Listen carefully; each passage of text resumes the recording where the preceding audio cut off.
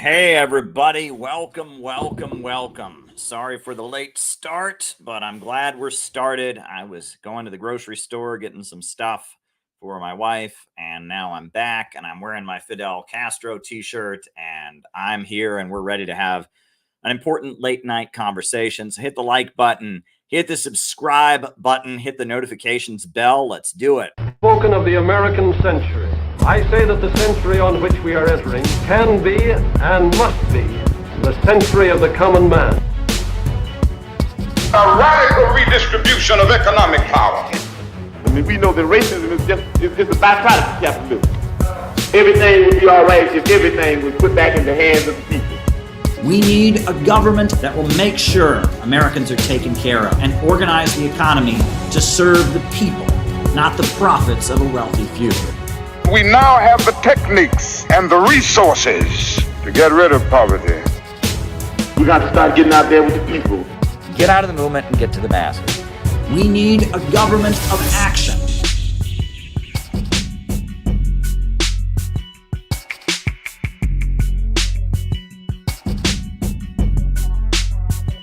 Welcome, welcome, welcome, everybody. So glad to be here tonight. A rather serious situation facing the Islamic Republic of Iran, and we're going to talk about that tonight, obviously.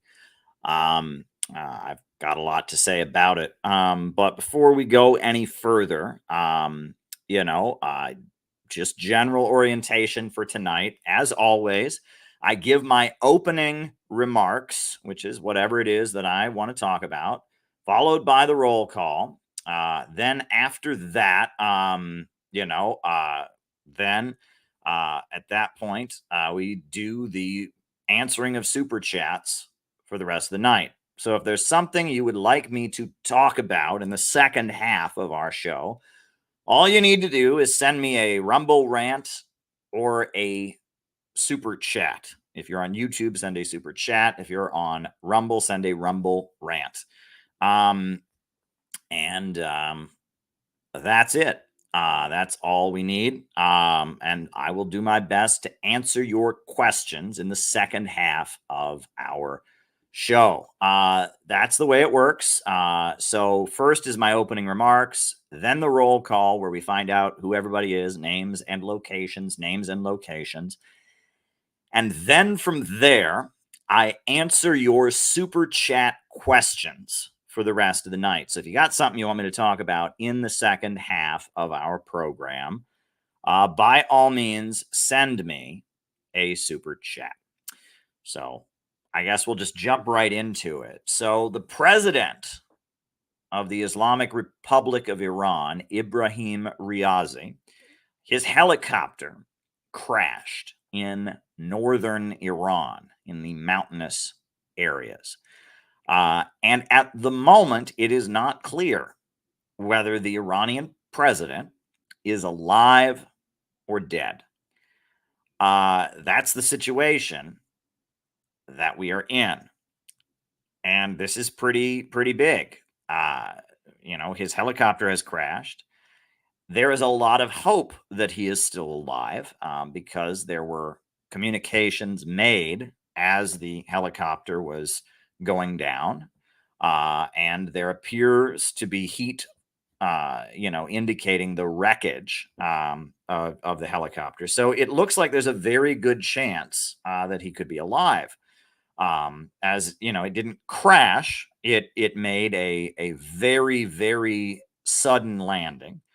And so we understand that there are 70 search and rescue teams from Iran, and then there is also a team from Russia on its way to Iran, and they are doing everything they can to find the president of Iran and those who accompanied him in the helicopter, and they'll be seeing if he is injured, if he is alive, what the situation is. And so the whole country is on edge because they don't know if their president is still living or not. His helicopter did crash. We know that much. And we know that or it didn't crash. I shouldn't say crash. It had a very abrupt, sudden, dramatic landing, like a crash landing, basically. We know that much. And we also know that there's search teams from Russia on their way. There's search teams from all over Iran, 70 of them that are on their way as well. And that the whole country is, trying to find the president. Now, there are prayer vigils going on all across Iran, for the president, praying that he is safe, praying that he gets medical care if he's injured, and that he gets back into safety, and that he's okay. I will show you some of the prayer vigils that are happening right now in Iran. The foreign minister was also on the helicopter. This is big. Here's some of the prayer that's happening at the moment that you'll be able to see.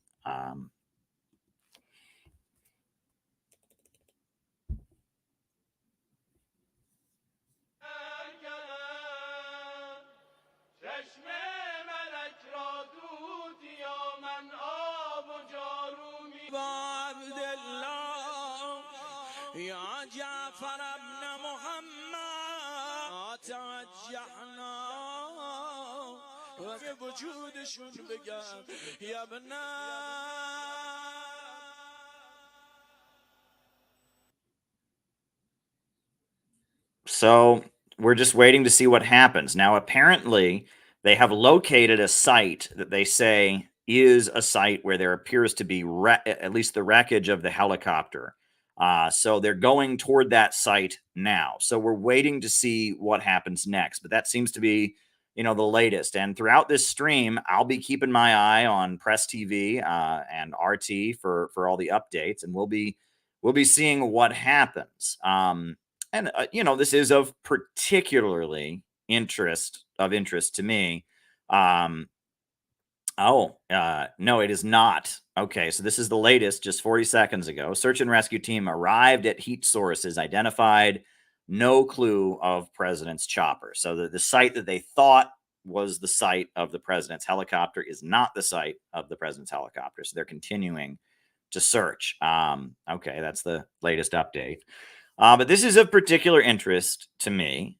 For those of you who follow this YouTube channel, this is of particular interest to me because you all know that I am someone who's actually met the Iranian president, Ibrahim Riazi. I actually interviewed him. So I've actually sat in the same room with him. I've had a conversation with him. This was last September in New York at the United Nations Hotel. Countries from the developing world having more prominence and importance in international affairs. Do you feel that the United Nations could be restructured in a way that would give more representation to developing countries? In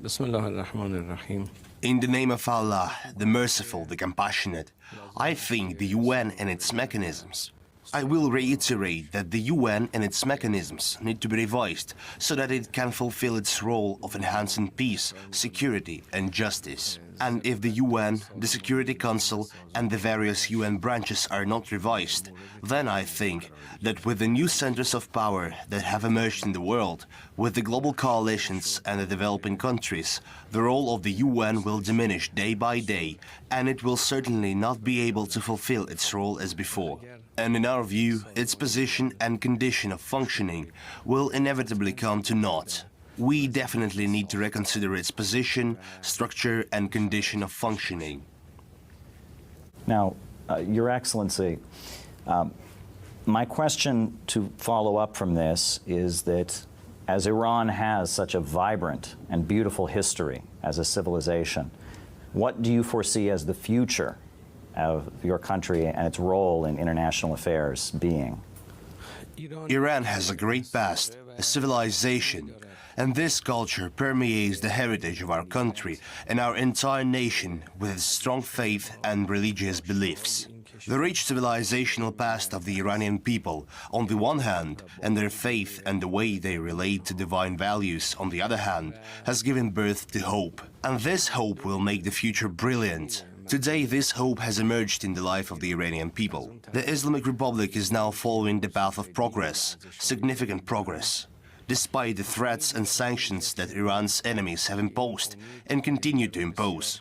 Today, with its faith and hope, the Iranian nation has been able to make the enemy falter and retreat. In my opinion, with this faith and hope, with Iran's past and its civilization, we can take confident steps towards growth and prosperity in the future. Now, Iran is one of the 6 countries that was just invited to join the BRICS. And I'm curious as to why you believe this development occurred and what it is that Iran can offer to the BRICS nations. Iran is a country with great potential. Iran has an extremely important geopolitical position. First, relations with the Persian Gulf and the Gulf of Oman. On the other hand, relations with Central Asia and Central Asian countries. The presence of many neighboring countries gives Iran certain opportunities. In addition to its geopolitical position, Iran has significant domestic potential as an energy and communications hub. Iran as a junction can interconnect the East and the West, the North and the South. Iran is a country with great capabilities and potential, the most important of which, however, are its people, full of faith and determination. Thanks to that, today it has been able to position itself, not only in the region but also in the world, as a leader of resistance against enemies.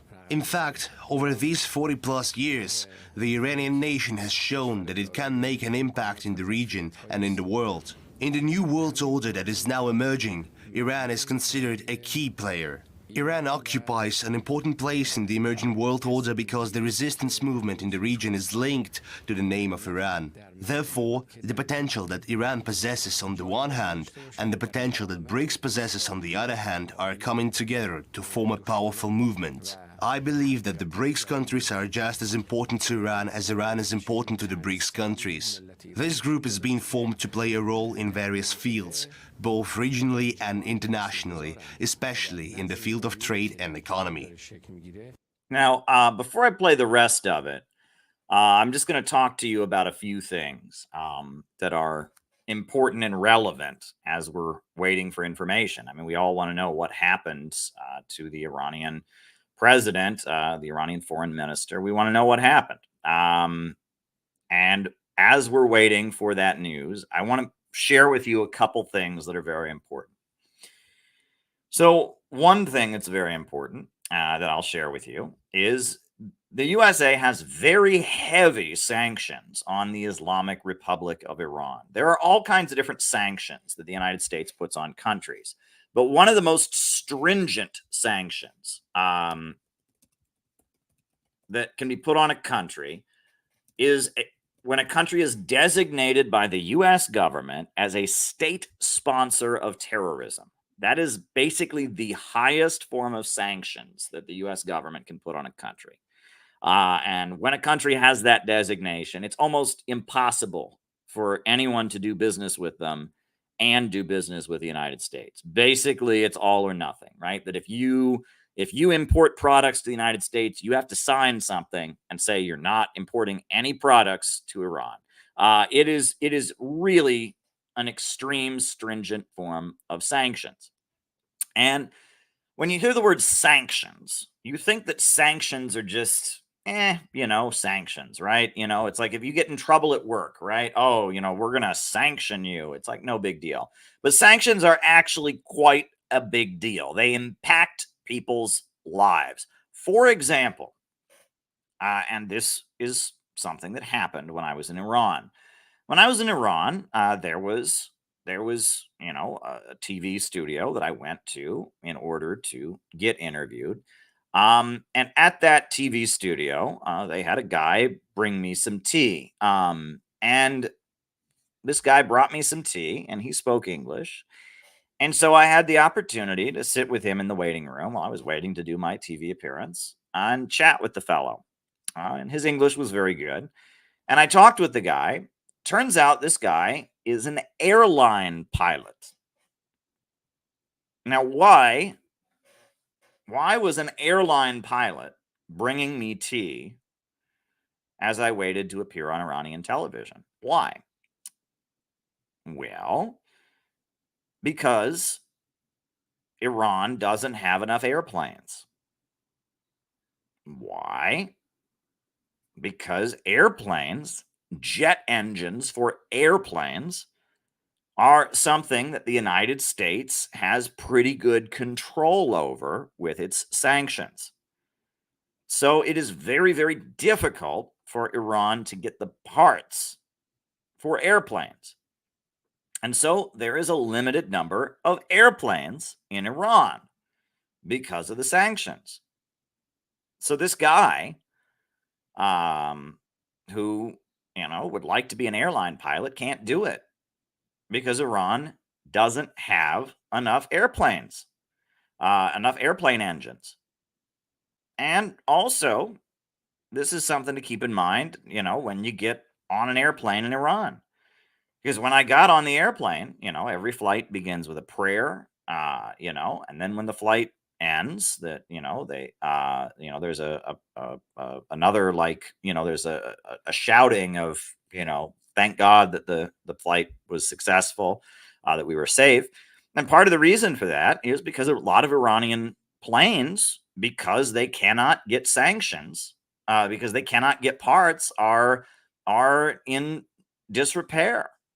And there's a lot of fear among the Iranian people. And I've been on airplanes in Iran a number of times, and it's quite a nervous thing. Not because the pilots aren't responsible and trained, because they absolutely are. Not because the country doesn't offer amazing services. I mean, the Iranians are amazing on hospitality. That's a big part of their culture. But because U.S. sanctions have made it very, very difficult for them to keep their airplanes in proper repair because of the parts. And that was the first thing I thought of when I heard about this helicopter crash. I wondered if this is related to the fact that the parts for helicopters and the parts for airplanes and are limited by American sanctions. Now, I don't know what the case is, but I do know that Iranian air travel is not as safe as it should be, because of the fact that U.S. sanctions have made it difficult, and that Iran would very much like to expand the amount of airplanes it have. Iranian airplanes are very crowded.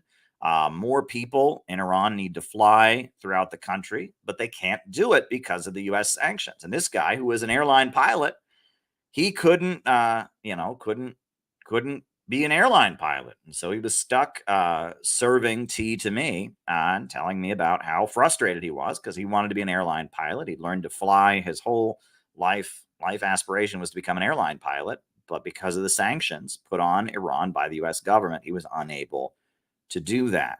And so that's one way that sanctions affect people.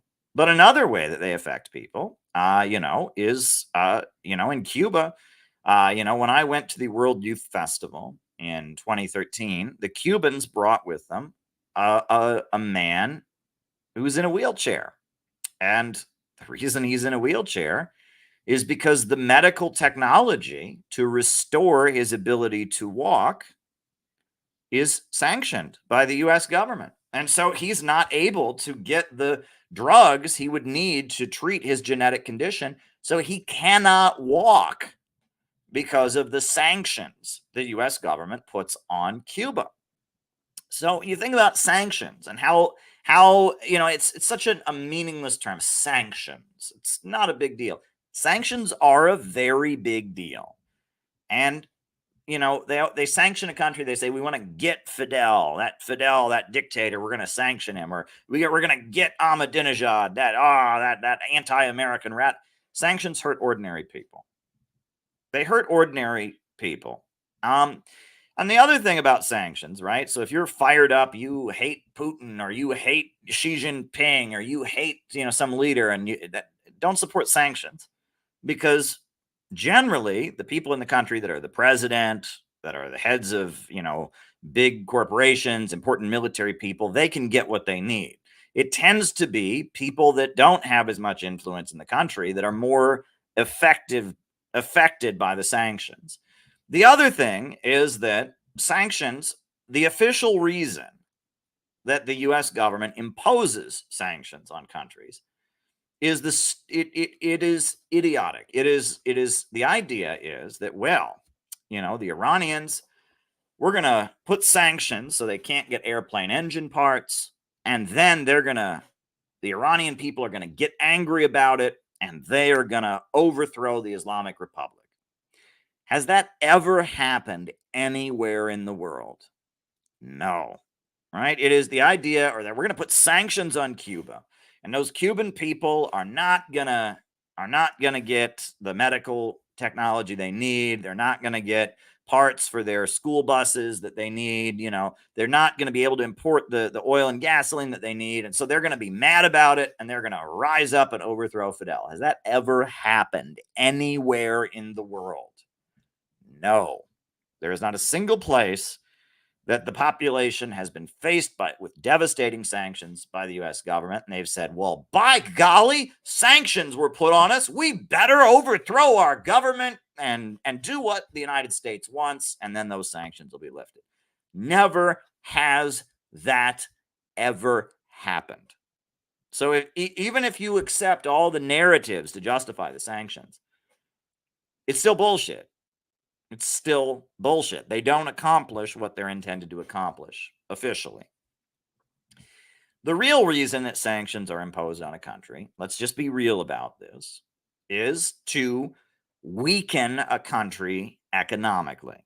It is economic warfare.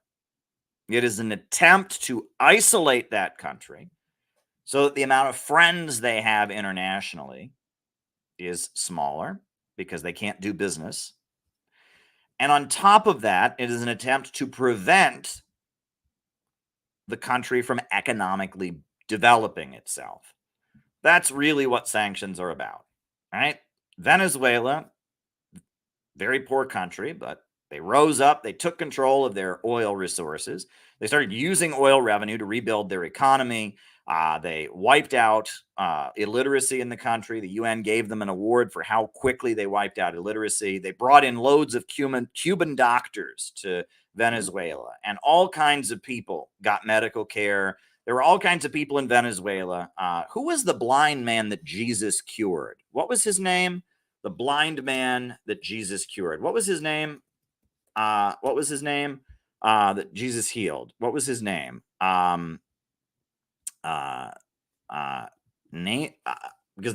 Name of blind man Jesus healed, right? It was Bartimaeus, right? So I believe it was called Project Bartimaeus, if I remember correctly. Project Bartimaeus was one of the first big, the Bartimaeus Project, right? Or was that what it was? Hugo Chavez. Yeah. Was that what it was? Bartimaeus Project? Venezuelan. I'm going to pull up the name. Venezuelan Eyesight Project. What was it called? It was named after someone in the Bible who had their eyesight restored, right? It was Operation Miracle, right?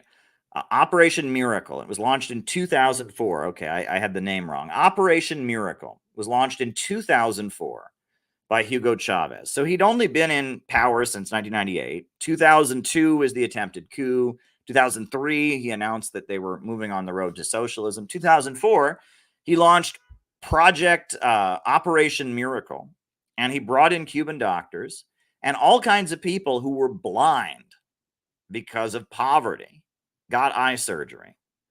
And so, he's using the state oil money to wipe out illiteracy. He's using the state oil money to cure people that are blind. There are people all over Venezuela that are blind and have never had, the laser eye surgery or whatever. And so they're restoring eyesight to blind people, Operation Miracle. And so the USA put sanctions on Venezuela. And those sanctions were put on in Venezuela because they don't want Venezuela to build up and develop its economy, right? And that the real word for sanctions is economic warfare, because that is what sanctions really are. They are economic warfare. It is an attempt to prevent a country's economy from developing, and it's also an attempt to prevent a country from making different allies and friends, to isolate them, prevent them from making trade connections. So when I look at this aircraft, this helicopter crash in Iran, I have to ask, would they have been less vulnerable? Would their helicopters that transported the president have been less vulnerable if there weren't sanctions? I don't know. I honestly don't know. I'm really happy that Russia is stepping up to help Iran in this situation. I think that's great. And I guess we just keep waiting, right? Right now, we just keep waiting. This is the mountainous regions of northern Iran. And we don't know what's going to happen. Russian President Putin has said that Russia will do whatever is necessary to help. And they are trying to find out what is happening and what the situation is. And I'll keep checking. And, as soon as I have any new information, I will let you know. And if other people find some information, if you see it, please drop it in the chat. And we're just going to try to keep on top of this because all of this stuff is important. It's all important. And we would like to be aware of what develops. And that's all. Now, I would like to also share with you all some of the background of Iranian politics, why Iranian President Riazi is so important, because Iranian politics is something that a lot of Americans don't understand, right? We don't understand. We think of Iran as just one giant death to America rally, a bunch of people waving guns around shouting death to America or something. That's not what Iran is. First of all, many of the Iranian people watching will be frustrated that I even have to say this, but it must be clarified. The Iranian people are not Arabs. They are Persians. They are a different ethnic group. They are Muslims. Islam is their religion. But the Persians are a different ethnic group than the Arabs, and they have a different background. And Persia was an ancient kingdom that, goes back thousands of years, and, great kings and the Persian Empire, and they have their own history. So that's the first thing, right? We got to be clear about. But in addition to that, Iran, they had the U.S.-backed dictator until 1979. They had the Islamic Revolution. And then after the Islamic Revolution, they established the Islamic Constitution. And the way Iran works now is that Iran is a democracy, but it is a guided democracy. It is a democracy guided by the revolutionary religious leaders, guided by the clergy. The religious leaders oversee the democracy to make sure the democracy is in line with their Shia revolutionary Islamic ideology. And so it's interesting, and I've told this story before, but I'll just repeat it. When I was in Iran, I remember I met with an Iranian cleric, and he was explaining the Iranian political system to me. And he said, the way it works in Iran is that we elect our president, we elect our parliament, our National Assembly, but we have this thing called the Guardian Council. And the Guardian Council are all the top religious leaders, and the Guardian Council approves or disapproves the various candidates to make sure that they are in line with the Islamic principles. If a candidate has been, doing things that are contrary to the religious teaching, then they don't get approved. And if a candidate shows that their beliefs are in line with the Islamic Revolution and its goals, then they get approved. And he said, and that's not pure democracy, right? Where it's not just whoever happens to get the most votes, they have to be approved first. And he said to me, and you in America, you have the exact same thing. It's called Wall Street.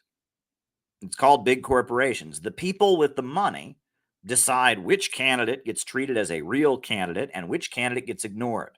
And the reason that there's all kinds of Democrats and all kinds of Republicans who run in the primary that no one's ever heard of. And when people go to vote, There's not just a Democrat and a Republican. There's a Green, there's a Libertarian, there's a Constitutionalist, there's various socialist, communist candidates, but no one's ever heard of any of them. The only ones who get treated as real candidates are the ones that are Wall Street approved. Why? Because the USA is not a democracy either. But the U.S. dictatorship, or the U.S. Guiding of the democracy, is de facto. It's whoever happens to have the most money. Whereas in Iran, the guiding of the democracy is codified into law.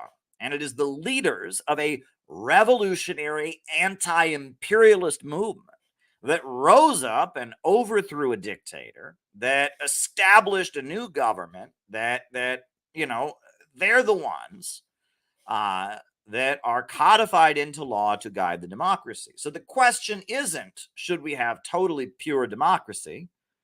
The question is, who should guide the democracy? Should your democracy be guided by whoever just happens to have the most money?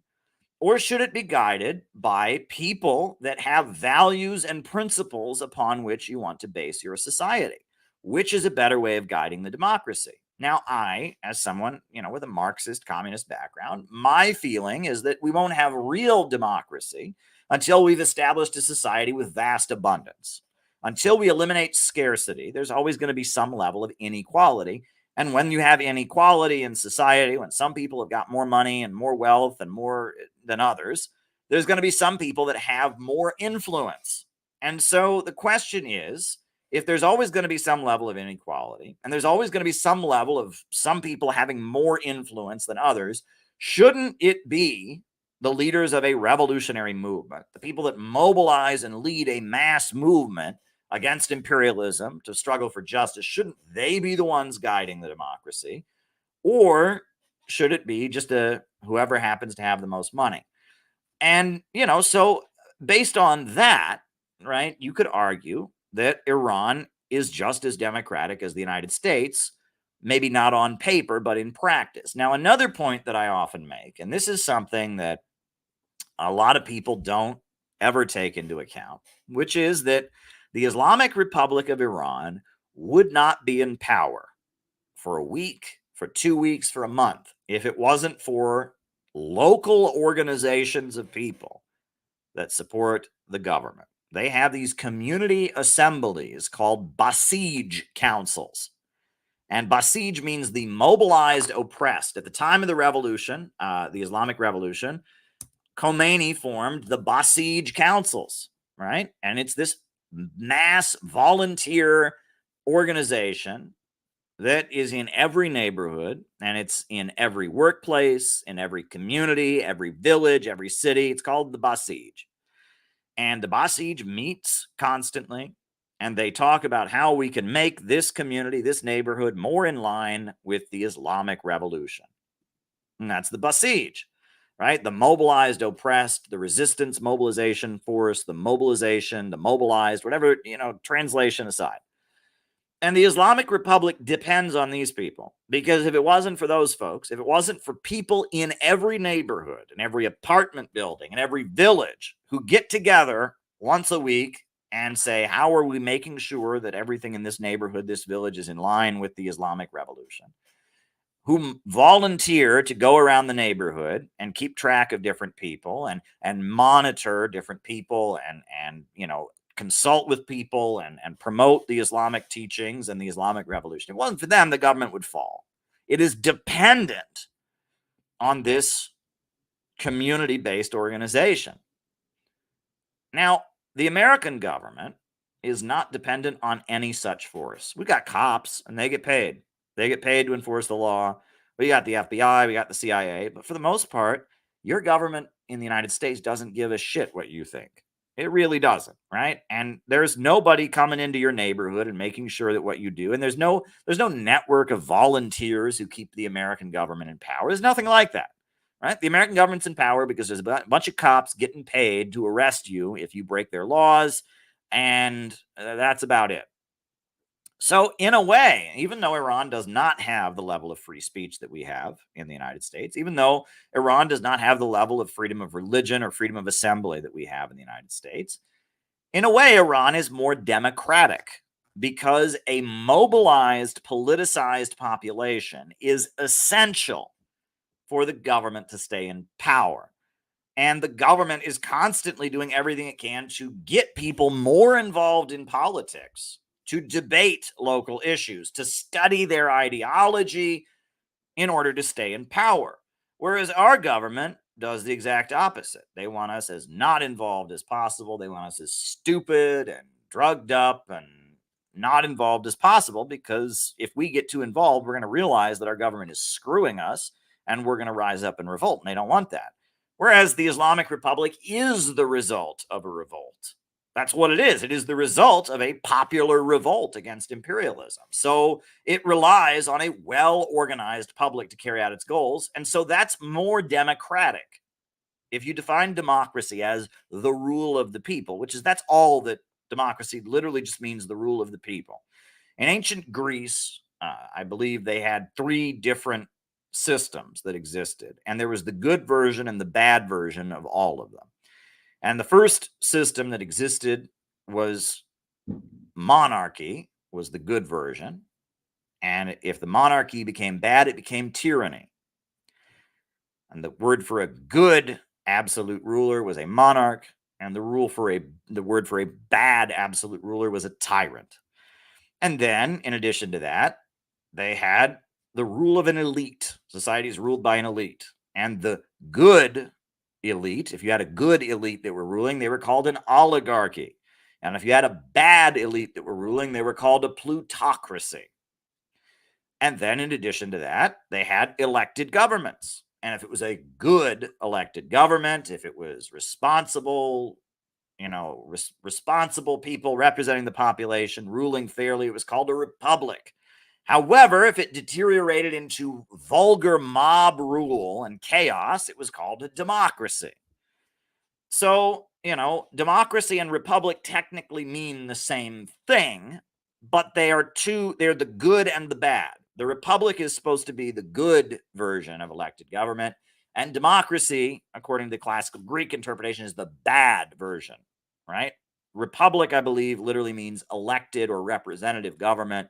Democracy means rule of the people. Democracy was considered bad by the ancient Greeks who invented the term. Republic was considered good. And the John Birch Society and a lot of the far-right groups in the United States, they've always said, we are a republic, not a democracy. And they tried to popularize that. Well, we are an elected government. Democracy is a vague concept. It just means the rule of the people. A republic means you elect your leaders. You have representatives. And Iran is an Islamic republic.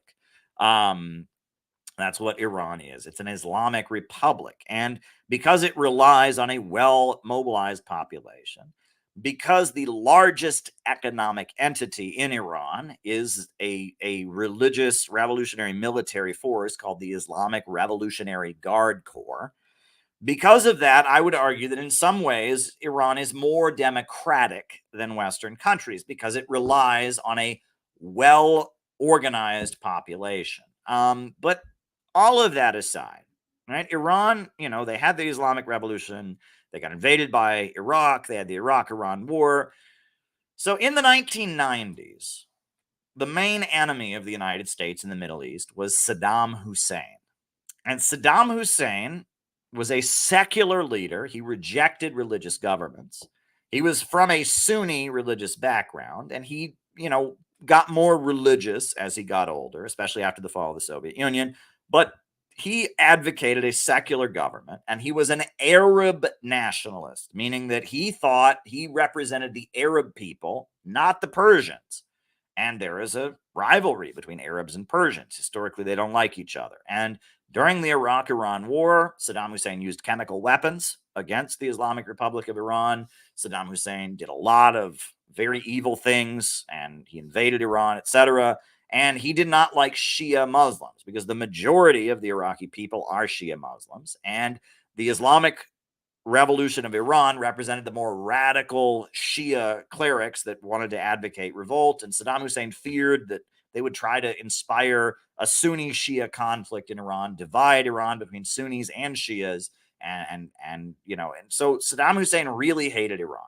And Saddam Hussein, he comes out of Ba'athist Arab socialism, which is a breakaway from Marxism that embraces the Arab culture and the Arab tradition, admires the Soviet Union, but has its own kind of tradition.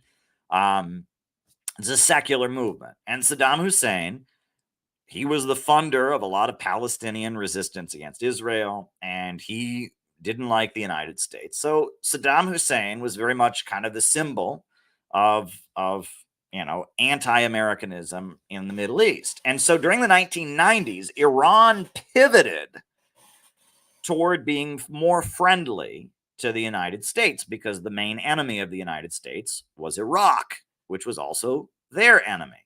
And so there was this history of Iran becoming more and more sympathetic to the United States. However, Iran is anti-Israel, right? And that's one of the founding principles of the Islamic Republic, is they oppose Zionism, they oppose Israel. During the Iraq-Iran War, one of the slogans that was raised by Khomeini, I believe, he said, "The road to Al-Quds is through Karbala." And, Al-Quds is the Islamic word for Jerusalem. Karbala is a holy site for Shia Muslims located in Iraq. And so they were fighting Iraq, and they said the road to seizing Jerusalem goes through seizing this part of Iraq, right? And they're opposed to Israel. And, they are an anti-imperialist country, and they have supported anti-colonial revolutions around the world. They supported Nelson Mandela and his struggle against apartheid. They supported the IRA. There's actually a street in Iran named after Bobby Sands, the great Irish freedom fighter. And Iran, even though it is very much not, they reject Marxism and communism, and they are very religious and very conservative in their religiousness, Iran comes out of a wave of anti-colonial struggles. And during the Iraq-Iran War, the USA was on both sides. At the beginning, the USA was clearly supporting Iraq. And then towards the end, the USA was pretty clearly supporting Iran. So the USA, was on both sides of the conflict. And it was probably trying to weaken both sides and play them against each other. Regardless, Iran in the 1990s was pivoting in a more pro-US direction. Probably because Iran has a very big capitalist class, right? In Iraq, Iraq had, pretty much nationalized everything. They had more or less a Soviet-style command economy, but Iran has never done that, right? Iran, the biggest entities in the country are government-run. The oil is the biggest source of money. It's run by the government. The Islamic Revolutionary Guards are the biggest entity in the country economically, and that's part of the revolutionary government apparatus and stuff. But there is a very big capitalist class in Iran.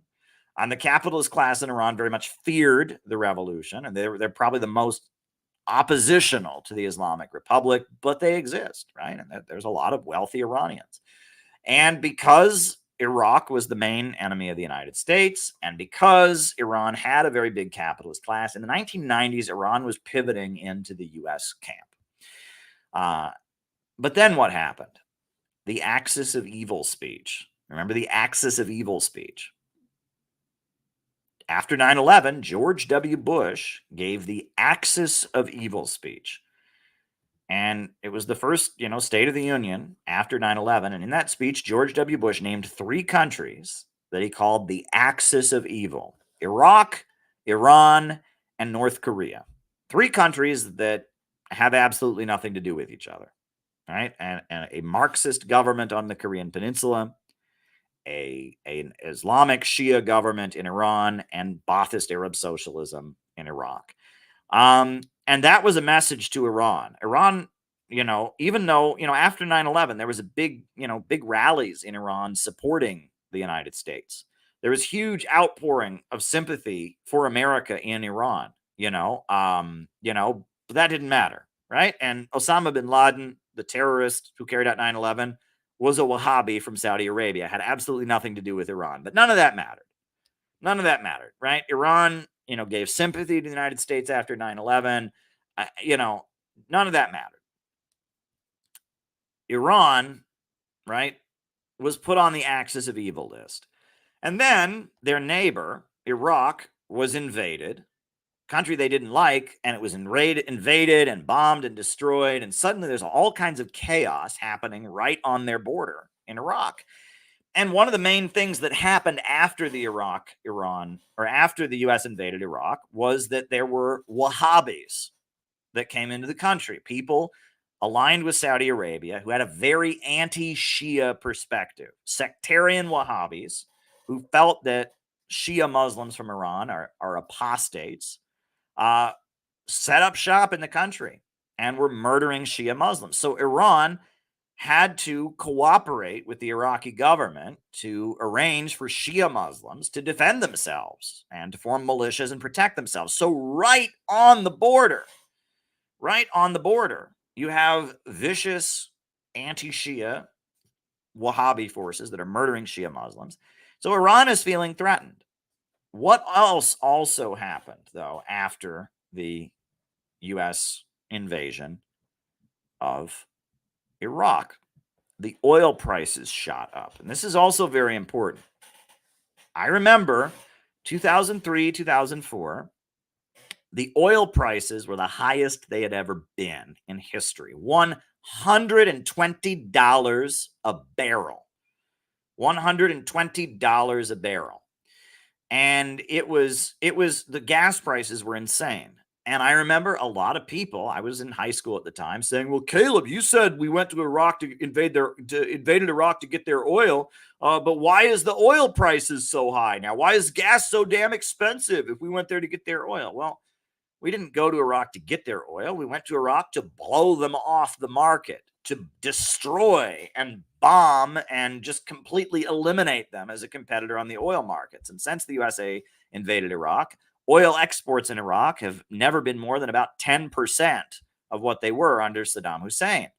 And Iraq, a major oil exporting country that exported a huge amount of oil, got blown to bits. So the value of all the oil in other places went up. If you create scarcity on the market, the value of the item increases, right? Supply and demand.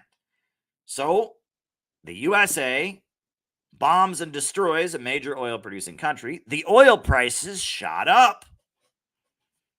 And as a result of that, Iran was getting a lot more money from their oil exports. Their oil exports were rising. And the oil in Iran is under the control of the government. It's in the state sector. So that's the Islamic Revolutionary Guard Corps. That's the hardliners, the Islamic universities that, they're the ones getting the money. And you combine that with the USA calling them the axis of evil, with vile anti-Sunni or anti-Shia Wahhabi forces, in Iraq. Iran is feeling very, very threatened. And so they elected Ahmadinejad. Do you remember Mahmoud Ahmadinejad? Do you remember him? Well, Mahmoud Ahmadinejad became the leader of the Islamic Republic of Iran. And he is a very interesting figure. Let's put a picture of him, right? Because Mahmoud Ahmadinejad, he's a complex figure in a lot of ways, because Mahmoud Ahmadinejad, he was the first president that Iran ever had who was not a cleric, right? After the Islamic Revolution, all the presidents that Iran had tended to be clerics, right? From the Islamic Revolution. They tend to have huge beards and they tend to be Islamic clerics. Not this guy. Mahmoud Ahmadinejad, you'll notice, his beard is very short. And his background is in engineering. And he wore a suit. Very good, Apocalypso. He wore a suit. But he was also a hardliner. So what was going on there? Why did Iran elect a president who was a hardliner? He wasn't a reformist. He wasn't a moderate. But he also wore a suit and tie. He also was not a cleric. He was a philosophy professor. right? From an academic background, and he was an engineer, right? From an engineering background. His political party was called the Alliance of Builders. Why? What was the significance of Ahmadinejad being elected? Well, Ahmadinejad is as close as you can be in the Islamic system to being a socialist or a communist, right? He's not a socialist or a communist. He's a Muslim. But he represents, in a lot of ways, the tradition of socialists and leftists in Iran. And the fact that he didn't have a beard, the fact that he was a philosophy professor at a university, the fact that he was an engineer, the fact that he's a hardline anti-imperialist, very against capitalism, very against imperialism, but not a cleric, that was a real shift in Iranian politics. And it coincided with what was happening in South America. Because at the time in South America, you remember that, that there was the rise of Bolivarian socialism. And Bolivarianism was happening in South America. And at this, what happened?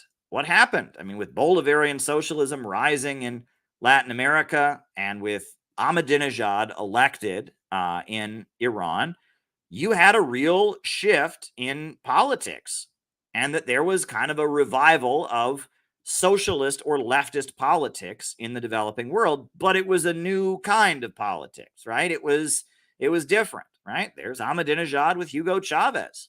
They're buddy, right? Hugo Chavez is a socialist, a Christian socialist, and Ahmadinejad is a Shia Islamic revolutionary. But there was a real shift, and that Mahmoud Ahmadinejad, he began pushing the more anti-capitalist, the more anti-imperialist, and the more socialistic side of the Islamic Revolution. Whereas Iran had been pivoting into the U.S. camp, and that and the leaders of the what do you call it the leaders of Iran were becoming more and more free market oriented and stuff. Ahmadinejad got in there. He embraced Hugo Chavez. He's denouncing capitalism, and he's giving thunderous anti-Israel speeches, and he starts taking Iran in a more revolutionary direction. And so what does the U.S. do? The USA accuses him of developing a nuclear weapon.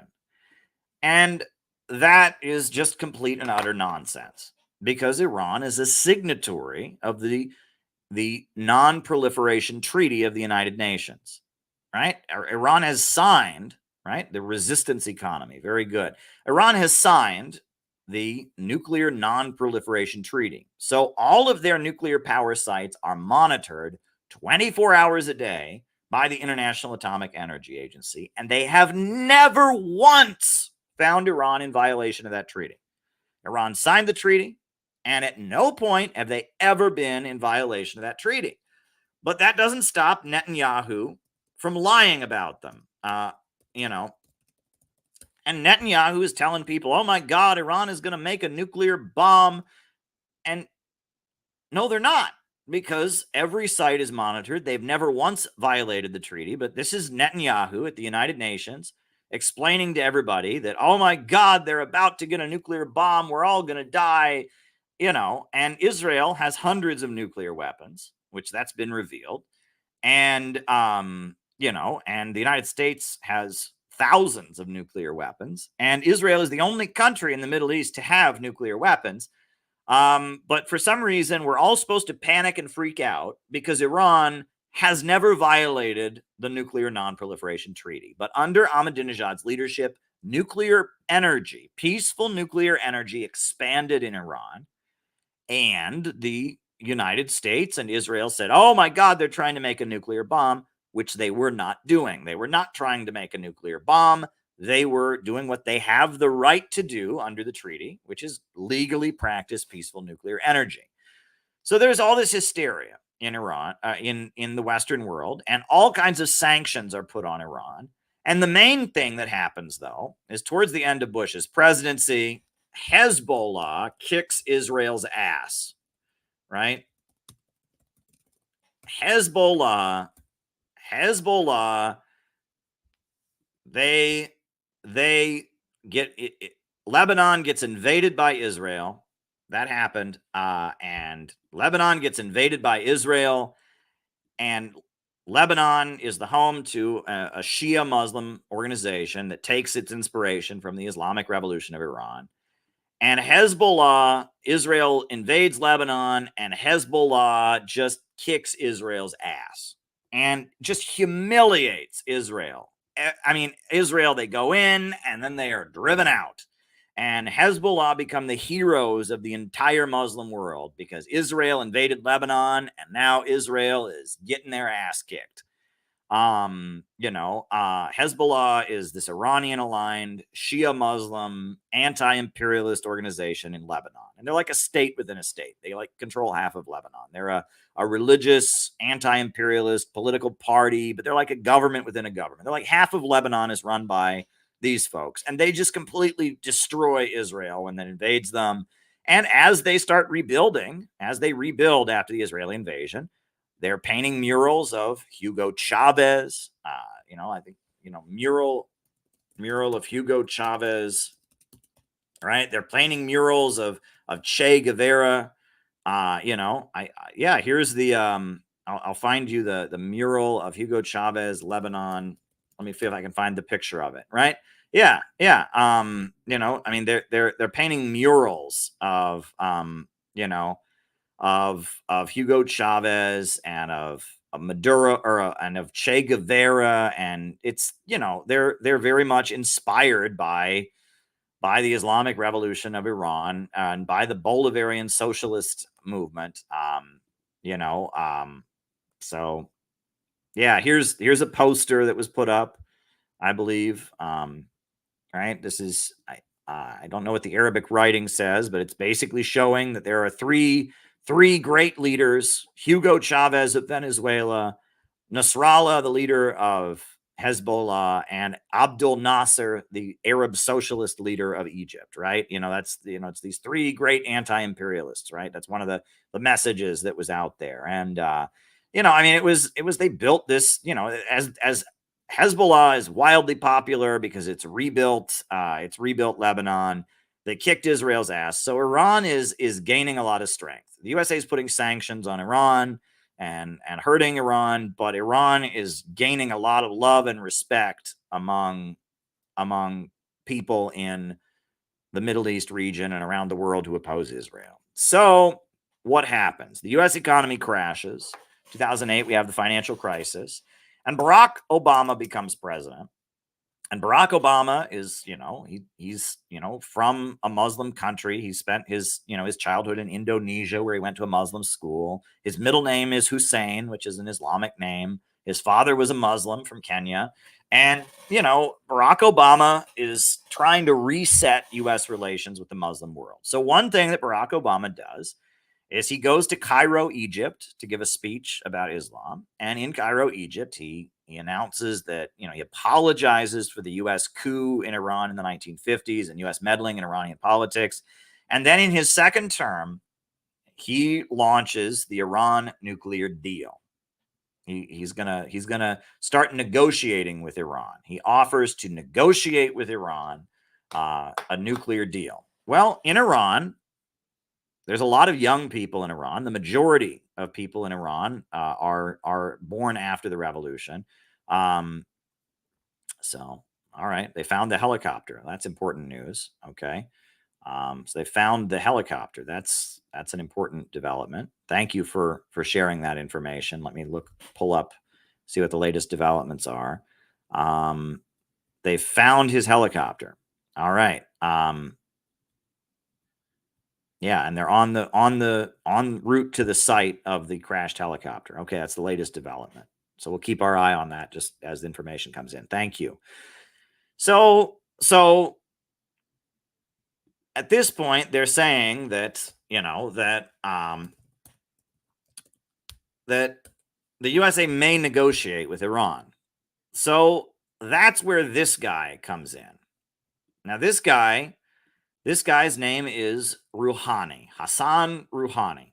And Rouhani is a cleric.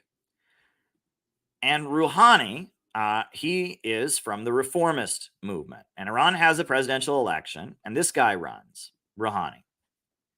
Ahmadinejad had a fight with the supreme leader of Iran and was told he couldn't run for office anymore. So Ahmadinejad is out.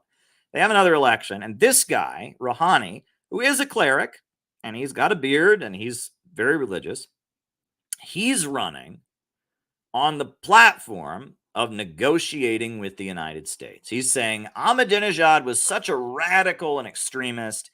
He alienated the United States. He made everyone think that Iran are terrorists. But when I get into office, I am going to show the world that Iran is not a radical extremist country, and I'm going to negotiate with America.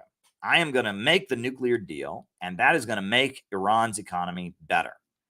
And this guy, Rouhani, was very much the reformist candidate, and he got elected, and he went to the United Nations.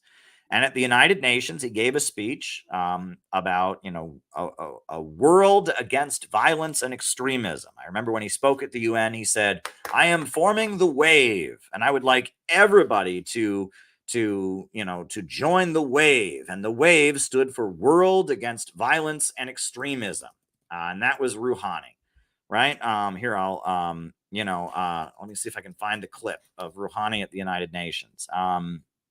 Right. He's going to form the wave, the World Against Violence and Extremism. And that's Rouhani. I can't find the clip, but it's not important. Right. And, he's at the UN and he's just smiling. He looks like Santa Claus and he's up there. So he starts negotiating with the United States.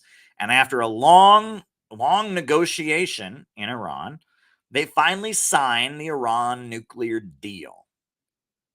And the nuclear deal, basically, Iran gives up almost all of its peaceful nuclear energy program in exchange for the United States lifting a lot of the sanctions and saying in writing that Iran has the right to develop peaceful nuclear energy, just not nuclear weapons.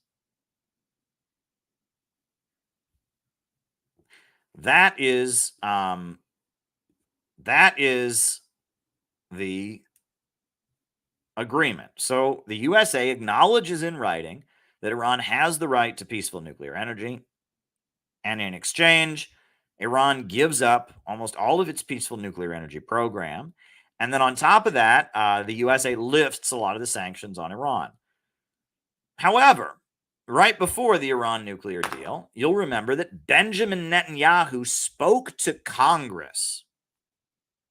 Do you remember this? Netanyahu, the Israeli president, gave a speech to the U.S. Congress condemning the Iran nuclear deal, right? And if you don't remember, it was bonkers, right? This is, so the president of the United States, Barack Obama, is making a deal. John Kerry is negotiating it for him with Iran. And the head of a foreign country, I kid you not, Israel, is invited to give a speech to a joint session of Congress condemning the deal. And it's like a televised, anti-Iran rally on U.S. TV. It's nuts. Right? It's just utterly bonkers. It's just completely and utterly bonkers. I'll show you a clip from Netanyahu's speech to the United Nations, or to the UN. I mean, it's nuts. Or not to the UN, to the U.S. Congress, right? I mean, why are we, when the president of our country is offering to make a deal with a country, why do we then invite a foreign head of state to give a speech against it before a joint session of Congress? That's bonkers. Right? But that's how much influence and power Israel has. Israel can basically do whatever it wants. And if Israel, if they don't approve of a deal that we're making, they get a rally, a joint session of Congress rally to condemn it. I mean, that's, and that's where, this idea that Israel's just a puppet of U.S. imperialism or whatever. Israel has its own center of gravity. Right. And that not acknowledging that, I think, is a little bit of a weakness, because, if you don't acknowledge that, there are people who do acknowledge that are in anti-Semitic conspiracy theory world. And that if leftists can't just acknowledge that at this point Israel has its own influence, it has its own power, then that leaves those who realize this to becoming, aligned with not so good people that realize that. And yeah, but this is in response to the Iran nuclear deal. Right? This was Netanyahu speaking to the US Congress. This regime is as radical as ever. Its cries of death to America, that same America that it calls the great Satan, as loud as ever. Now, this shouldn't be surprising, because the ideology of Iran's revolutionary regime is deeply rooted in militant Islam. And that's why this regime will always be an enemy of America. And don't be fooled. The battle between Iran and ISIS doesn't turn Iran into a friend of America. Iran and ISIS are competing for the crown of militant Islam. One calls itself the Islamic Republic, the other calls itself the Islamic State. Both want to impose a militant Islamic empire, first on the region and then on the entire world.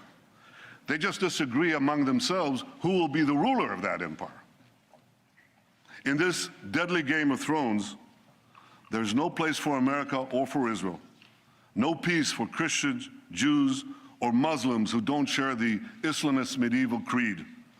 No rights for women, no freedom for anyone. So when it comes to Iran and ISIS, the enemy of your enemy is your enemy. Yeah, and what he just said there is just bullshit on many, many different levels. I have been to Iran and I have attended church in Iran. And they have special churches in Iran for Christians where women don't have to wear headscarves, or they're allowed to use communion wine for alcohol. And Iran was killing ISIS terrorists on the battlefield, and Iran was defending Syria, that is a secular Ba'athist Arab socialist government, defending them from the Wahhabis. And 9/11 was done by Saudis, Saudi Arabia, and it's just bullshit what he's up there saying. But no, so Netanyahu comes to the U.S. Congress and condemns the Iran nuclear deal. Then immediately after the Iran nuclear deal is signed, there is heavy retaliation against all of Iran's friends. Saudi Arabia beheads the top Shia Islamic cleric in Saudi Arabia, Sheikh Namir al-Namir. They just cut his head off, right? It's just, this guy is like the Martin Luther King of Shia Muslims in Saudi Arabia, right? And they killed him. They executed him as retaliation for the Iran nuclear deal. They also, in Nigeria, there is an Islamic, Shia Islamic stronghold called Zaria, and it's just a city where the Shia Muslims are the majority, and they have the power. And so the Nigerian government, backed by the United States with U.S. weapons and all of that, goes into Zaria and kills hundreds of people, and they arrest the top cleric, Sheikh Ibrahim Zakzaki, and hold him without charges. He's held in military detention for years. I mean, it's just awful. It's just awful what happens, right? But it's retaliation for the Iran nuclear deal. And then the U.S. Congress starts passing more sanctions on Iran, which the whole point of the Iran nuclear deal is to lift sanctions on Iran. But the U.S. Congress starts putting more sanctions on Iran. So the Iran nuclear deal has gone through, and Rouhani has run for president on the platform of, I'm going to make Iran's economy better. I'm going to improve Iran's economy. And for like 2 seconds, Iran has SWIFT service. They can do bank transfers on the SWIFT system. And they're able to import some products they weren't able to import before. But almost immediately that stops. The USA is putting more sanctions on Iran. The head Shia Muslim cleric in Saudi Arabia gets his head cut off. The main Shia Muslim stronghold in Nigeria gets attacked and stormed. And all kinds of people get killed. We had a protest. I actually spoke at a protest at the United Nations when the Shia Muslims of Nigeria were attacked about Sheikh Zakzaki. And let me see. Yes, I do actually. This was my speech in the protest out in front of the United Nations. I want you to see it.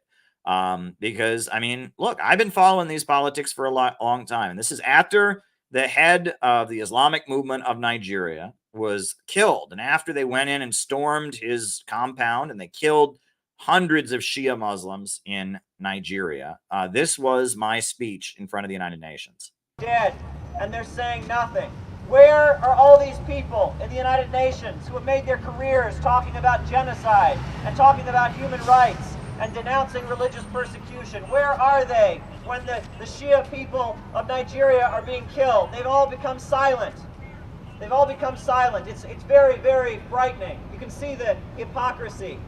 You know, every day on the news we hear about the horrors of ISIS, Daesh, whatever you want to call them. We hear about the crimes that they're committing.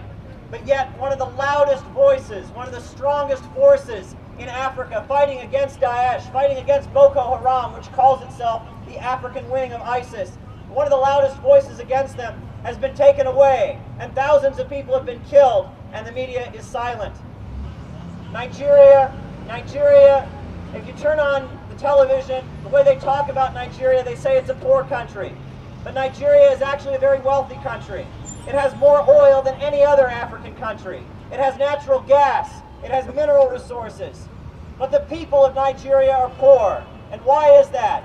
It's because control of that oil is in the hands of Shell. It's in the hands of Wall Street oil corporations. And part of the reason that the Nigerian government is so threatened by the peaceful movement for social justice, the Islamic movement in Nigeria, is because they have demanded justice for the poor. They've demanded that the money, the oil resources, be used for the people of Nigeria, not for Dutch oil and for Shell Oil Corporation. They've been demanding independence for the people of Nigeria. They've been demanding justice. You know, every time I travel to the Middle East, one phrase I always hear, people talk about standing with the oppressed. And one person who has really given his life to stand with the oppressed is Sheikh Zakzaki. He's an inspiration not just to people in Nigeria, but all over the African continent, and I must say all over the world. All over the world. And now there's demonstrations happening not just here in New York, not just in Africa, but all across Europe they're having demonstrations. They're having demonstrations in Latin America. All over the world people are saying, free Zakzaki, free Zakzaki, free Zakzaki, free Zakzaki, free Zakzaki, free Zakzaki. We're not going to let the forces of wealth and power destroy and silence this voice for justice in Nigeria. We're going to stand and we're going to continue marching and demonstrating until they free this fighter for the oppressed. Thank you. Yeah, and this is the cleric, the leader of the Islamic movement of Nigeria, Sheikh Ibrahim Zakzaki, who is an anti-imperialist, a fighter for the poor and the oppressed, and the Nigerian government arrested him and held him without charges after just storming into his compound and killing a whole bunch of his followers, in 2019. I mean, and he's still alive. He's not dead. They have made up rumors about his death many times, but he's still alive. And he was ultimately freed by the military after being held for, I think, 2-3 years in military detention by the government of Nigeria in retaliation for the Iran nuclear deal, just because he's friendly to Iran, just because he's studied in Iran, and he works with Iran to run a scholarship program to help Muslims from Nigeria study in Iran. They held him and they tortured him, and it was horrible. Now he's free. He's with his family, which is good. And yes, he spoke up against ISIS, and he was in fact one of the main leaders of Christian-Muslim dialogue in Nigeria, right? While Boko Haram and ISIS were trying to incite Christians and Muslims against each other, he was trying to get Muslims and Christians in Nigeria to be friendly with each other. And he was the leader of a movement, to try and bring peace between different factions, different religious factions in Nigeria. So the Iran nuclear deal is signed, and Iran's economy gets worse, and a bunch of Iran's allies and friends get killed. And Iran's economy is not getting better. So then what happens? then what happens? Well, then the leader of, Donald Trump gets elected, and Donald Trump, he says that Iran is not living up to the spirit of the nuclear agreement. Now, what does that mean? Right? Because all the International Atomic Energy Agency, everybody says that Iran followed the nuclear deal completely. And Donald Trump said when he got elected, he was against the Iran nuclear deal. He said it was a bad deal. It was a bad deal. But he can't say that Iran violated it because Iran never violated the Iran nuclear deal. So what does the USA say? The USA, or President Trump, says that Iran violated the spirit of the agreement. What does that mean? What is the spirit of the agreement? He said, well, Iran, they're funding, Shia Muslims, they're funding Palestinians, and that's against the spirit of the agreement. Well, that's bullshit, right? I mean, that's totally subjective. Iran did not violate one word of the Iran nuclear deal. They've completely followed it. But Trump says, oh, they're not living up to the spirit of the agreement, which is a meaningless phrase.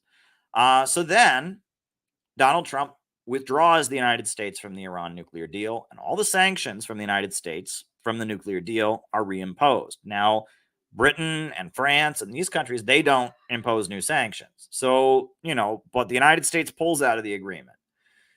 And so all the sanctions from the United States that had been lifted under the deal are reimposed. Now, Britain, France, Germany, other countries are not cooperating with them. So, so it's a little bit, it's not the same as it was before, but it's still bad. So then we all know what happened next is that Donald Trump was being impeached at the time for allegedly, meddling in Iranian politics, and he's facing impeachment. So while Donald Trump is facing impeachment and Congress is voting about whether to remove him from office or not, out of nowhere, Donald Trump decides to do something utterly cowardly and murder this guy, Qasem Soleimani. Now, Qasem Soleimani is the leader of the Islamic Revolutionary Guards, which is the radical religious militia of Iran. And Qasem Soleimani has killed more ISIS terrorists than anybody else. And Qasem Soleimani cooperated with the United States in Afghanistan during the early years. And Qasem Soleimani, he is very much an anti-imperialist. But because he is, they tell Donald Trump he's a terrorist or whatever, Donald Trump murders him. And he murders him in the most cowardly way. Qasem Soleimani is involved in helping Iraqi Shia Muslims defend themselves. So he goes to Iraq for a meeting with the Iraqi government about how to coordinate self-defense among the Iraqi, Shia Muslims. And he goes to this meeting, and he has his meeting, and he's going to the airport to fly back to Iran. And so they airstruck his car as he's going back to the airport. It's a cowardly move. They shoot him in the back, basically. Not honorable at all. Not a battlefield death. This is an assassination. Right? It's just a blatant cowardly assassination. He's in the country in Iraq for peace talks. He's leaving the country, and you kill him as he's leaving the country after making peace talks. Utterly cowardly. Right? Just a completely cowardly move, right? And all these Trump supporters are on the internet. Yeah, Trump killed a terrorist. No, this is a cowardly act, right? This is a man who fought ISIS. This is a man who cooperated with the United States in Afghanistan.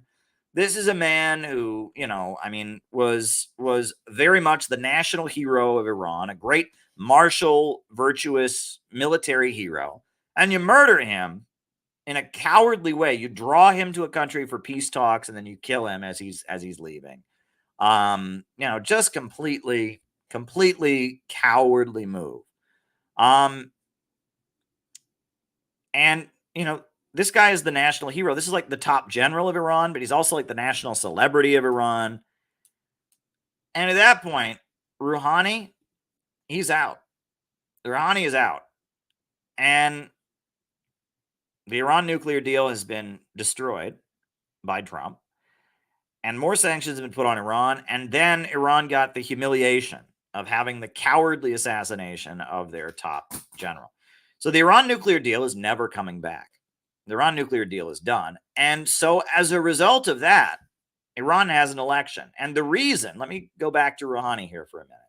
The reason that Rouhani got elected president, let me add, the reason this guy got elected president is because a lot of young Iranians, unfortunately, wealthier, younger Iranians in the cities, have Twitter and have Facebook and get on YouTube, and they've been taken in by a lot of the American liberal propaganda, right? And they feel that, Iran, they've fallen into the delusion that Iran could be a rich, prosperous country if only they would just stop being anti-imperialist, which is ridiculous. That's not how it works, right? The wealth of Iran has largely come from the revolution, right? I mean, the imperialist loot countries they trade with, You think, being part of American imperialism makes a country wealthy. Go to Haiti, go to Yemen, right? Go to any of the countries that the U.S. imperialists have sunk their fangs into. Go to Nigeria, right? The imperialist impoverished countries. The reason that Iran has lifted so many people out of poverty, the reason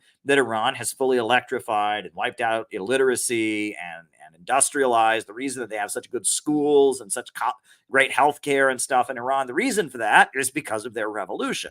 But a lot of the wealthier kids of Iran, they don't know that, right? And they're taken in by the American propaganda, and they're convinced, the reason that life is hard in Iran is because we have an anti-imperialist government. And they're also annoyed with the fact that, that there's restrictions. They can't drink alcohol. Drinking alcohol is illegal under their Islamic system. That women have to wear a headscarf. They feel like the social conservatism is stifling. And they really believe that America is just like a Disneyland playground, right? That everyone in America lives a wealthy life and dances and parties all day long. And, they believe this because there's satellite television. There are hundreds of channels in Farsi that are broadcast from Southern California, from Los Angeles into Iran, right? You may not know this, but there's hundreds of satellite TV channels that broadcast 24 hours a day in Farsi, in the Iranian language, pushing propaganda against the Islamic Republic. And technically in Iran, it's illegal to have a satellite TV, but everybody does. Even the most conservative Iranians do, right? It's just people do. And so a lot of Iranian young people, they watch satellite TV and they get propaganda against the Islamic Republic. They hear Iranians who moved to the United States say, oh, my life is so great. I have so much money and oh, it's amazing. And a lot of young Iranians have been taken in by Western propaganda. So he's running as a reformist. He's running saying he wants to get along with America. So when he first ran, there was a huge turnout of young people, 20-year-olds, 25-year-olds in Iran who went out and voted for him because he seemed like the pro-American candidate. So he got in and he made the nuclear deal and he was going to get along with America. And the Iranian economy got worse. And then Iran's top general got killed. And so this guy this guy was considered the reformist candidate. This is the guy that basically Barack Obama's strategy was for this guy to become the Iranian Gorbachev or the Iranian Yeltsin. The idea was the reformist candidate would get into office and he would gradually, American companies would start doing business and they'd start having some more market reforms, and eventually Iran could have a color revolution and overturn the revolution. That's what Obama was going for. But what happened? This guy got in, and then their economy, which was supposed to get better, got worse. And then their top leader got murdered, and this guy's completely discredited. So Iran has another election. And all those 20-year-olds who went out and voted for Rouhani because they thought they were going to, turn Iran into Disneyland, they all stayed home.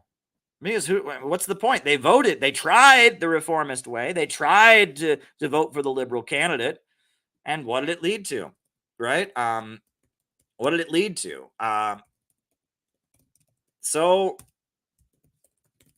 Riazi, the current president of Iran, who won the election, he won because all the reformist kids, all the kids that were pro-American and taken in by American propaganda, They boycotted the election, or they stayed home, or some of them even voted for him. Some of them said, well, we won't get fooled again.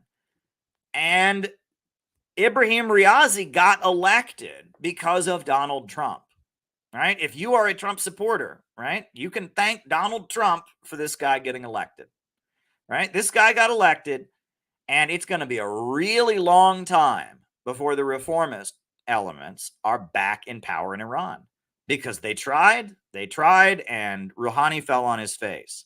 And that's why Ibrahim Riazi is such an important political figure. He represents the resurgence of the hardliner camp, right? After Ahmadinejad, you had Rouhani, you had the Iran nuclear deal, and all of that just went down in flames. Barack Obama's strategy for U.S. soft power in Iran, Barack Obama's strategy for boosting the reformist elements in Iran, inserting American influence in Iran, it's all completely fell on its face. Trump destroyed it. Israel destroyed it. And so the hardliners in Iran are going to be back in power. Now Riazi is a bit different, I must add. He's a bit different than Ahmadinejad. You'll notice Ahmadinejad had barely any beard. This guy's got a big beard, and this guy's got a turban, right? And this guy is a cleric. Riazi is a cleric. And Riazi is a judge. He was a judge, and he's very anti-communist. And during the 1980s, there were a lot of communists in Iran who were viewed as trying to overthrow the Islamic Republic. And he was the judge who sentenced a lot of them to death, sentenced a lot of them to prison. So Riazi is not Ahmadinejad. And that's important to note, right? Riazi is a hardliner, and he's an anti-imperialist, and he's pro-China and pro-Russia, and he loves Venezuela and all that. But he is much more religious than Ahmadinejad. And he's much more from the anti-communist wing of the hardliner camp, right? He's not a secular figure at all. He is very much a religious hardliner. And that is important to keep in mind, right? And he's much more oriented towards Shia Islam than any form of Persian nationalism or any form of secular socialism, right? He is very much a Shia Muslim. He's a Khomeiniist, right? And he was with Khomeini in the revolution. He was a big supporter of the Islamic Revolution when it happened. He participated in it. And he is a Khomeiniist, right? And he is back in power, and he's a hardliner, and he wants nothing to do with the reformist camp. He's a hardliner, and he's back in power. And that is what you need to know about him. And that's why he's very important. And I wanted to explain that to people. We now have photos of the crash site. We have a photo of the crash site, right? The copter has been found, but no word on whether or not he's still living or what might be the situation. But the crash site, we now have a photo of. So I will put the photo of the crash site on the screen here. We now have a photo of the site where his helicopter like crash landed or had its hard landing. So we'll put this on the screen. Right. That is the photo of the site. So we now have the site where the copter crashed, but we're waiting to see what happens. We don't know if he is still living or not. We don't know the situation, and I will try to give you updates as soon as we have them. A lot of people in Iran are praying right now. A lot of people are very nervous about will he be found or what's going to happen. So we have the photo of the crash site. And that's the situation. So I am going to put on my interview with the Iranian president. I'm going to continue showing you my interview with him. Then after that, we are going to do the roll call, and then I'll start answering people's super chat questions. So we'll continue with the interview. But if you got super chats for me to answer in the second half of our show, I see we've got 4 super chats that have already come in. I don't see any Rumble rants, but if you got any Rumble rants for me, by all means, send me a Rumble rant and we will continue. So I'm going to finish the interview that I did with him, the exclusive interview I did. I was the only reporter in the room talking to him, right? And I will continue that. And then after that, I'll start answering your questions. So think of questions. Give me something to talk about in the second half of the show. Here we go. Iran has faced widespread criticism for its stance on the Ukraine conflict, with Kiev and its partners lashing out and criticizing Iran. What would you say to those who look on at this and it appears to be some kind of double standard? What do you have to say on this point? Look, We are convinced that the war between Ukraine and Russia needs to come to an end as soon as possible. Most decisively, it will be good for all the parties. If we want to understand what had caused this war, it is NATO's desire to expand its influence on more countries and establish its presence and set up military bases not only in Ukraine, but in many other states. Naturally, what we observe now happening is Ukraine seriously increasing its capacities thanks to America and Europe, above all in terms of the military aid it receives. Naturally, this only pushes it to continue the war. Let's see who is to benefit from a prolonged war. Is it Ukraine? Is it perhaps Europe? Or is it those who are praying today for this war to go on? I am convinced that with regards to this issue, the Islamic Republic of Iran, above all, stands for facilitating the end of this war, playing a mediator's role between Russia and Ukraine if possible. However, all those who are today sending all sorts of aid, including financial and military aid to Ukraine, do not wish to end the war. They wish to protract it by any means possible. The Islamic Republic of Iran, due to the ample opportunities it now has at its disposal, has been blamed by the West, which is trying to throw in more accusations. We have given our response to these accusations on different forums. We said, if you have something to back up these accusations, please produce it. They have not been able to produce a single piece of evidence or proof of any kind. Today, we have no doubt that their strategy is to keep accusing the Islamic Republic in order to disparage it and set public opinion against it. But this trick, just like all the other tricks they have used against the Islamic Republic, won't help them. Now, Washington recently arranged the unfreezing of billions of dollars of Iranian funds that had been frozen in South Korea. But now, Washington is threatening to freeze these funds once again because they disapprove of how Iran may be spending this money. What do you make of these moves from Washington? What is their intent? Does this seem like erratic behavior? Is there a strategy behind what they're doing? You see, it wasn't fair when the funds were frozen, because they belong to the people of Iran. They shouldn't have frozen the funds. All the time the funds were frozen and the accounts arrested, this caused harm to the Iranian people.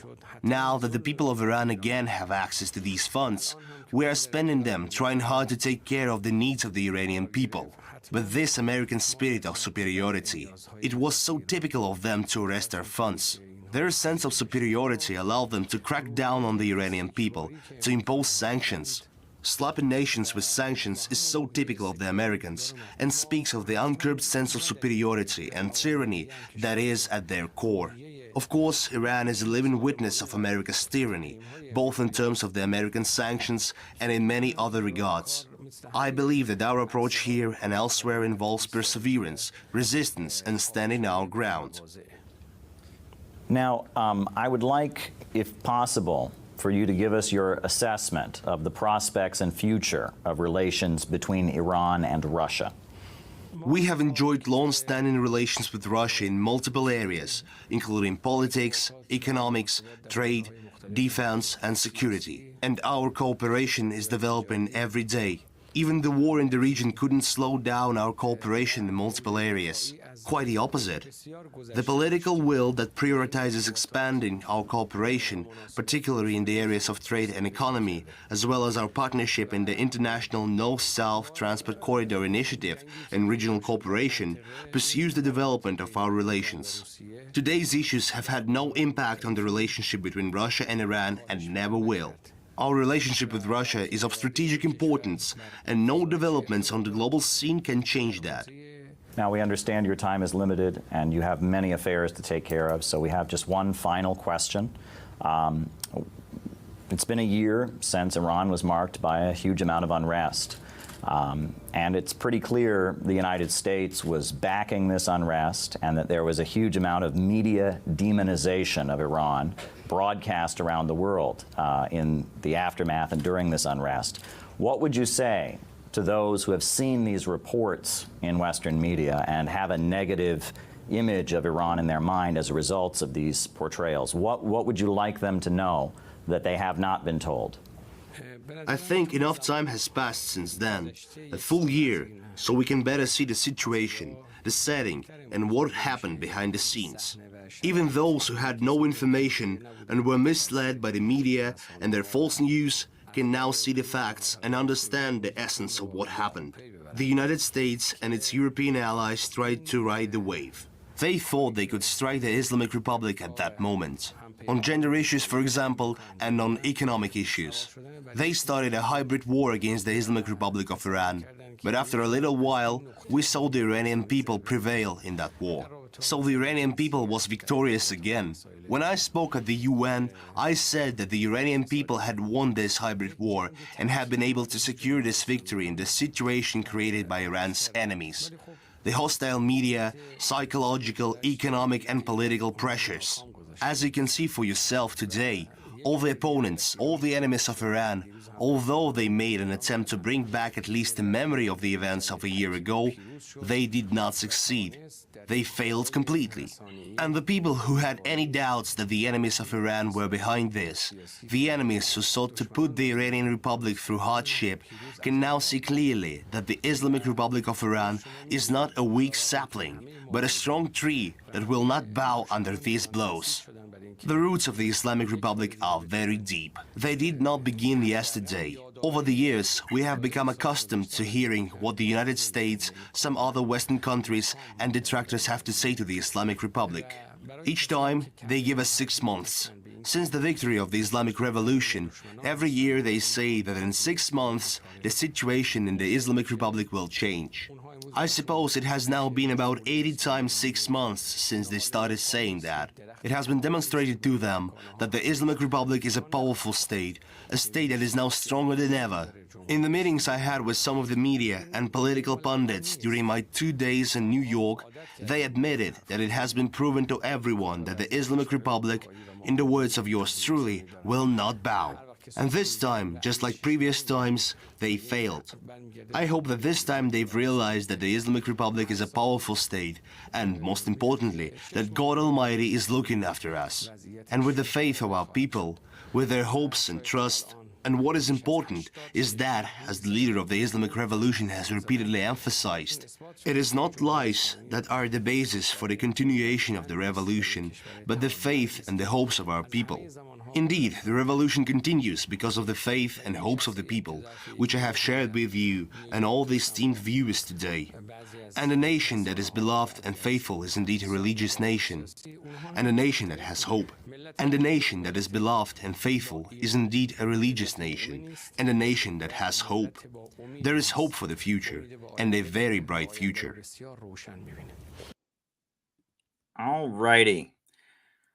So that was my interview with the Iranian president. We are waiting to see what the result will be, and whether or not,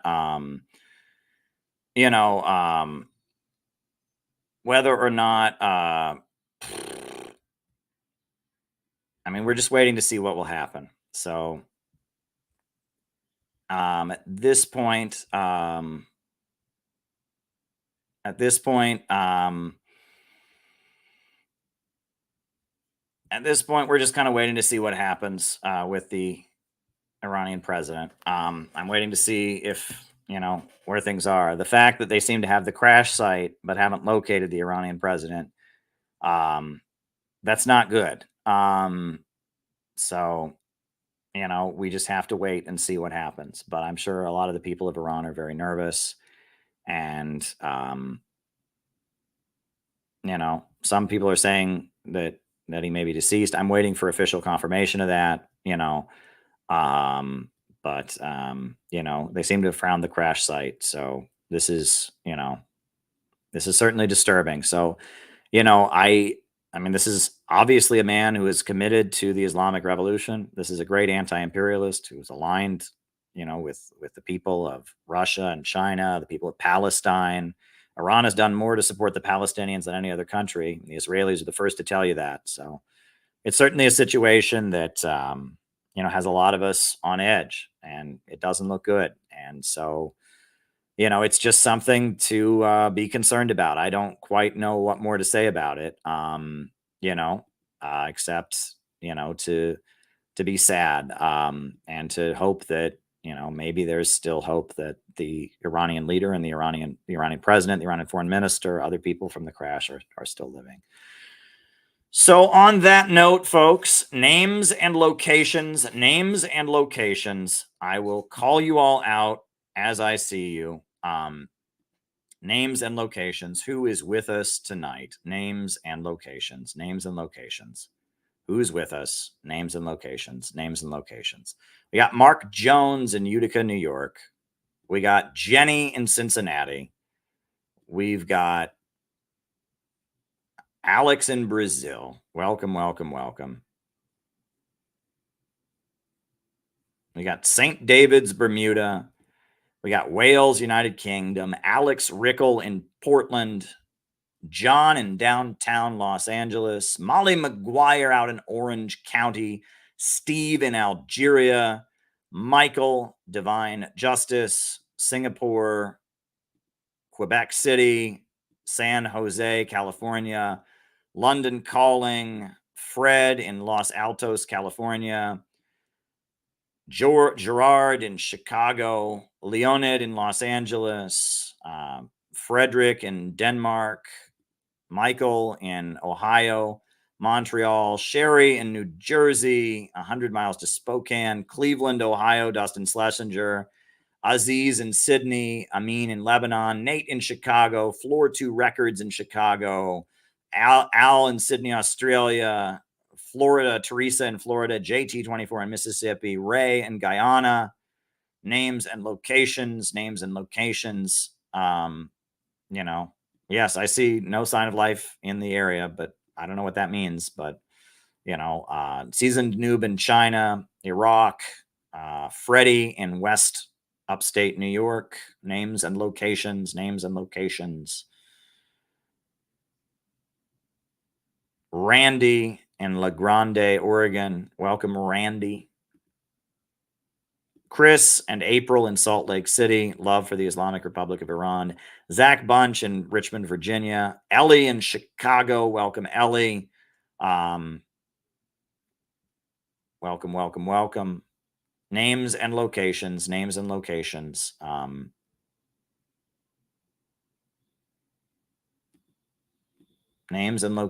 Who's with us? Names and locations. All right. We got, look, folks, I don't say anything big like that until I get confirmation from official sources, right? So I'm not going to jump the gun on this. When I see confirmation from official sources, I will say it, but I'm not waiting to, you know, just waiting to get confirmation. Names and locations. Who else is with us? Names and locations. Who's with us?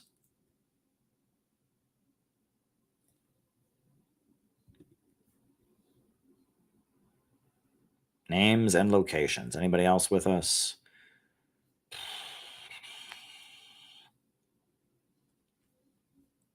Names and locations. Who's with us tonight? Names and locations. Denver. Welcome, Denver. Yeah, it's weird how comments are being blocked. So.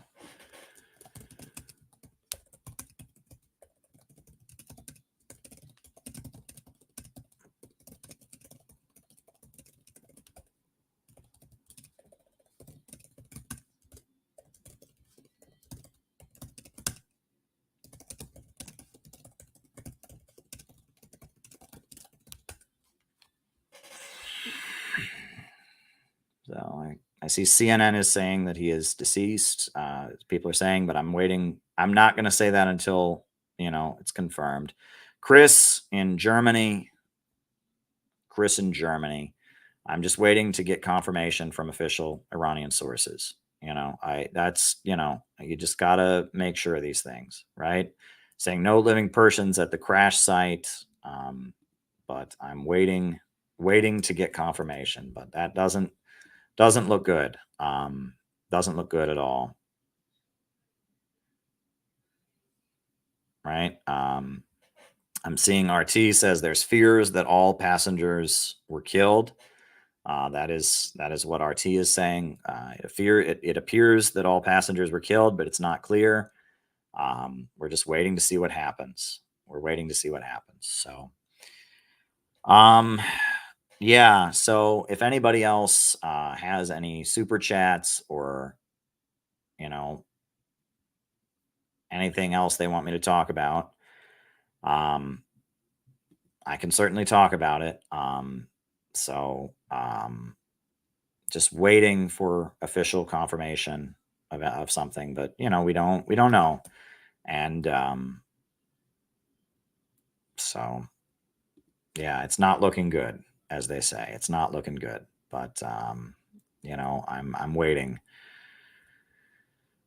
for confirmation. So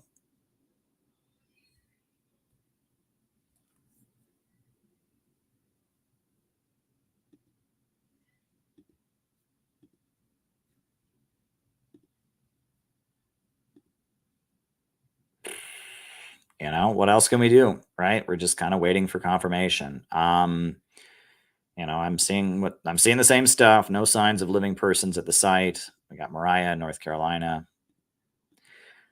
As far as a conspiracy, I can't speculate about that now. I'll be interested to hear what people say afterwards. I mean, I never rule anything out, right? People's helicopters crashing and all of that. I never rule anything out, but I have no information on which to make such a claim at this point. So I'm not going to make such a claim. And I urge people to never say anything they don't know.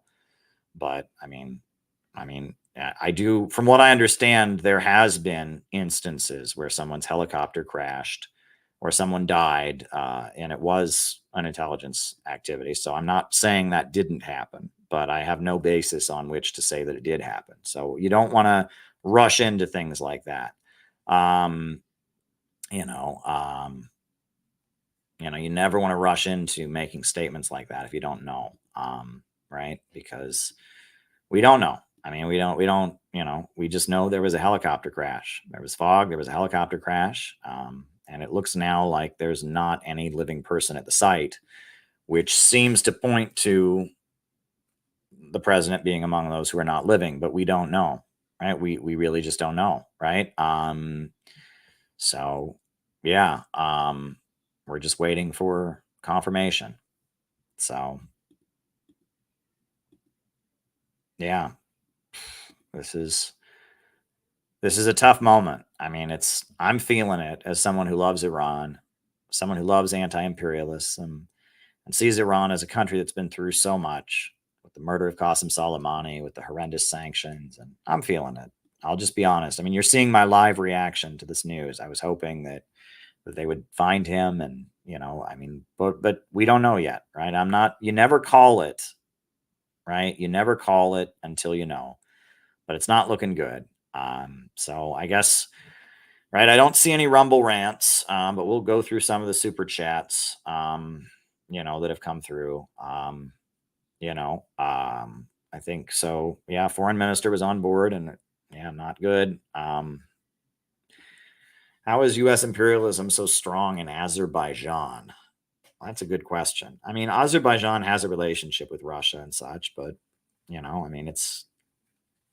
to be honest, I don't know enough about the specific politics of Azerbaijan to answer that. I know a lot of the fighting in the Russian Civil War happened in Azerbaijan. I know that.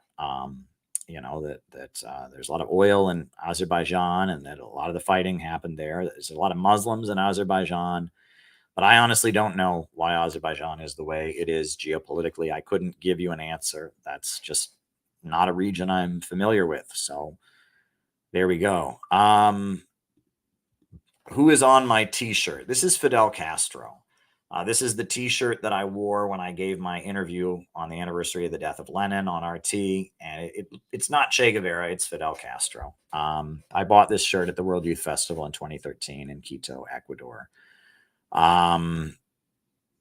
So there you go.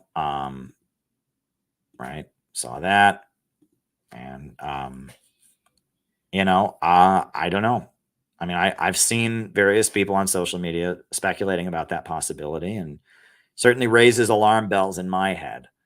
But I really don't know. I really don't know. But I mean, the latest news doesn't look good. So, I'm certainly saddened by this whole situation. And, I feel it for the people of Iran. I really do. And, it just seems like the world is sometimes a depressing place. And, obviously, not just the president, not just the foreign minister, but all of the people on that aircraft have families. And, it's a tragic situation, and it raises questions about, about what might have happened, the timing, but we don't know. We don't know, and we just have to wait. We just have to wait. So it doesn't look good at the moment. But I think that's the end of the super chats that have come through, and the Rumble. There's no Rumble rants. And so at this point, folks, I think I should just wrap it up.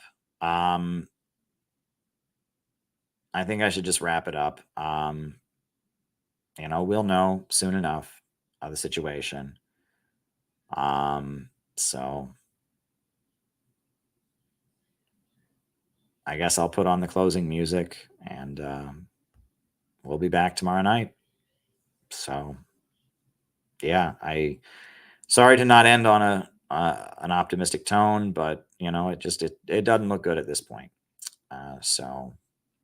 And I just described to you all the conditions in Iranian politics, etc., and it's looking not good. So I'm going to put on the closing music, which is an honor to Iranian anti-imperialism and anti-imperialism around the world. And we'll be back. Probably, most likely, we'll be back tomorrow.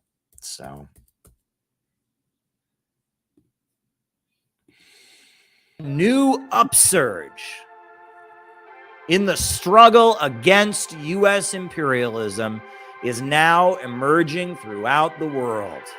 Ever since World War II, U.S. imperialism and its followers have been continuously launching wars of aggression.